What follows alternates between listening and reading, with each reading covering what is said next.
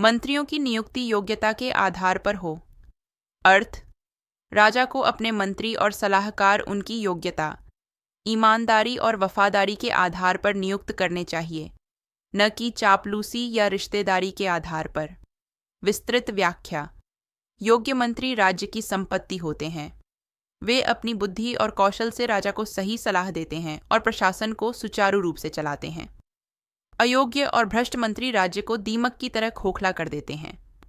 इसलिए मंत्रियों की नियुक्ति से पहले उनकी हर तरह से परीक्षा ली जानी चाहिए। संधि और विग्रह की नीति को समझें।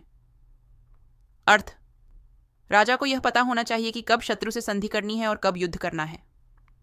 विस्तृत व्याख्या। यह चाणक्य की विदेश नीति का एक प्रमुख अंग है।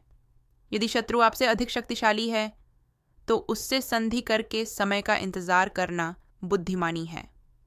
यदि आप शत्रु से अधिक शक्तिशाली हैं तो आप उस पर विजय प्राप्त कर सकते हैं, और यदि शक्ति बराबर है तो तटस्थता या द्वैध नीति अपनाई जा सकती है। हर निर्णय राज्य के हित को ध्यान में रखकर लिया जाना चाहिए। राजा को इंद्रियों पर नियंत्रण रखना चाहिए। अर्थ, जो राजा काम, क्रोध, लोभ, मोह और अहंकार जैसी इंद्रियों के वश में होता है, वह अपना और अपने राज्य का नाश कर लेता है। विस्तृत व्याख्या। चाणक्य कहते हैं कि एक राजा का व्यक्तिगत चरित्र बहुत महत्वपूर्ण होता है। यदि राजा व्यसनी होगा तो वह राजकाज पर ध्यान नहीं दे पाएगा।